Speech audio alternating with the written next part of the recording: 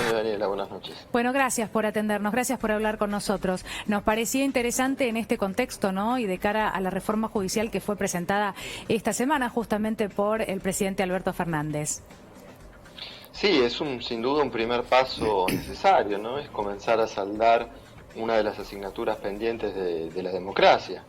El Poder Judicial en la Argentina tiene graves problemas de orden institucional, como era el funcionamiento de la Justicia Penal Federal porteña, lo que conocemos como Comodoro Pi, el atiborramiento de causas que tiene la Corte Suprema, que está cumpliendo un rol que no es el que estrictamente le atribuye la Constitución, un Consejo de la Magistratura que no funciona adecuadamente. Bueno, todas estas situaciones generan un desprestigio que es la causa de que el 80% de los argentinos y de las argentinas desconfíe del Poder Judicial.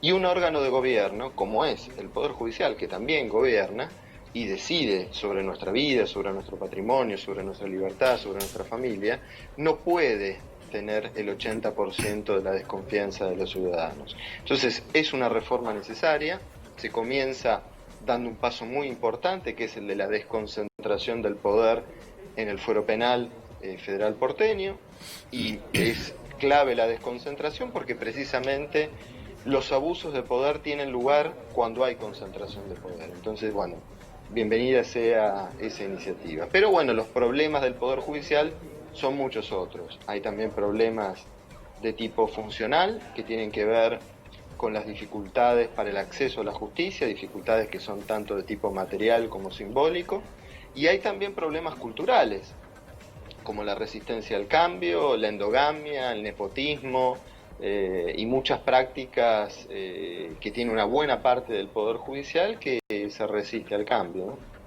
Ahora, lo que llama la atención, doctor, es que rápidamente la oposición, sin conocer el proyecto, salieron a criticarlo y solamente hablaron del aumento de miembros de la Corte Suprema de Justicia.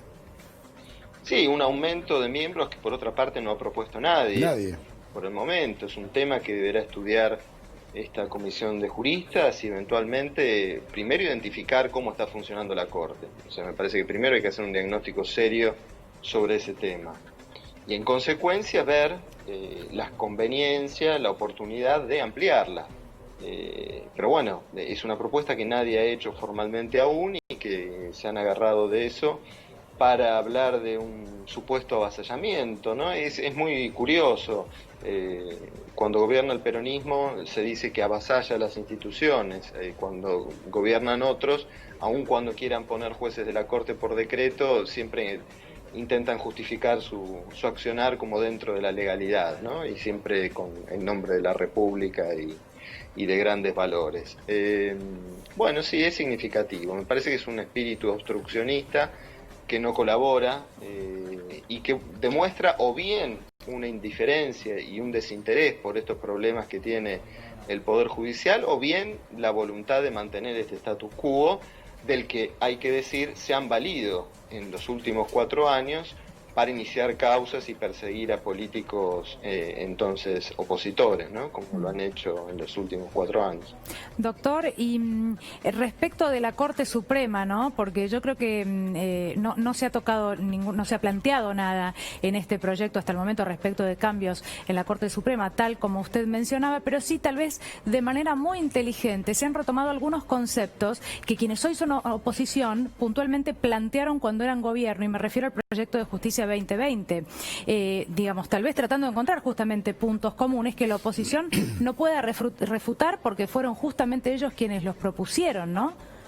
Bueno, es que Cambiemos llega al gobierno con la voluntad de reformar la justicia federal. Exactamente.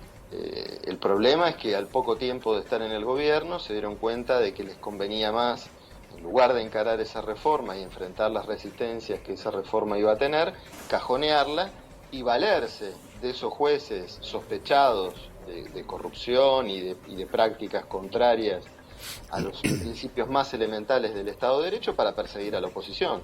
O sea, eligieron ese camino, ellos decidieron cajonear su proyecto de reforma y emprender ese camino con lo peor de la justicia federal, con participación de servicios de inteligencia, como hemos podido comprobar desde principios del año pasado con todas las revelaciones que hubo, los D'Alessio y todas estas cuestiones, ¿no?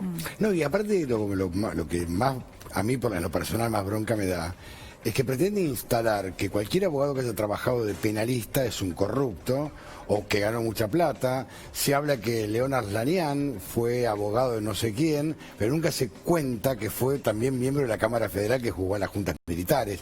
O sea, se empiezan a mezclar los temas, ciertos medios son cómplices de esto y se piensa instalar que va a ser un grupo corrupto que va a reformar una ley, una justicia que es como si funcionara. Es un verdadero disparate. No, es una operación deleznable. Pero detestable. Sí, lo que hemos visto en estos días, la verdad es que la comisión es una comisión plural, compuesta en forma equitativa en cuanto al género, con participación de jueces y juristas del interior, de las provincias, cosa que es algo que muchas veces no ocurre, que las comisiones de reforma suelen ser porteñocéntricas. Muchos de esos miembros pertenecen a superiores tribunales de provincia, lo que también es positivo, y son personas intachables. Pero bueno, enseguida se las quiere vincular, ¿no? A la política. He visto algún periodista que vinculaba a Andrés Gil Domínguez con el kirchnerismo cuando ha sido abogado de Clarín en la disputa por la ley de servicio de comunicación audiovisual. El mismo Arlanian, aun cuando ha tenido participación en gobiernos peronistas y tiene una afinidad clara con el peronismo, es una persona intachable, reconocida como jurista, que ha hecho la reforma a la policía, frustrada, ¿no? por decisiones posteriores, pero el intento de reforma más audaz y más interesante que tuvo la policía bonaerense a lo largo de su historia. Como decías vos también, miembro de la Cámara que juzgó a la Junta. En la década del 80, Por eso, que no cualquiera lo hubiera se animaba a hacerlo. Sí, la verdad es que es una pena que la parte de la oposición, porque es parte de la oposición, no estamos hablando de una parte, asuma esta actitud y que los medios de comunicación, algunos también se hayan sumado a esta campaña, hablando, por ejemplo, como leí por ahí, de Comisión Veraldi, ¿no? Veraldi es uno de los 11 miembros, que por otra parte es tan amplio el espectro ideológico de esas 11 personas que hasta está la candidata a la procuración de Mauricio Macri, Inés Buenverda Roca, ¿no? Nadie menciona también, acá me escribe un amigo, a Enrique Bacigalupo, que fue procurador general del Tesoro del gobierno de Cámpora, se exilió en España, ya que era de izquierda, perseguido por la AAA, se jubiló como ministro del Tribunal Supremo Español, lo que sería la Corte Suprema de Justicia de la Nación, siendo argentino, ¿no? O sea, tenemos que hablar que son hombres que han trascendido, hombres importantes, conocedores, juristas del derecho, y pensar que un abogado, porque trabaja de abogado, no sé, cobra plata, es ir contra la Constitución Nacional, el artículo 18. Es realmente una locura. Sí, no sé que querían que convocaran bomberos para hacer una No sé, yo tampoco, judicial, para periodistas, ¿no? quizás. Ahora, hay que aclarar también que la tarea de esta comisión, en los 90 días que se le ha dado a partir del 18 de agosto, es la de elaborar una serie de propuestas sobre 4 áreas, sobre 4 instituciones, que son la Corte Suprema, el Consejo de la Magistratura, el Ministerio Público Fiscal y el Ministerio Público de la Defensa, y esas propuestas van a ser consideradas por el presidente y eventualmente se elaborarán proyectos de ley que luego serán sometidos a discusión de la opinión pública y por supuesto debatidos en el Congreso. Es decir, no es que estas 11 personas se les ha conferido alguna facultad especial o la suma del poder público que van a cambiar las instituciones ellos solos. Es un comité asesor, consultivo. Gracias, doctor, muy amable. A ustedes, gracias.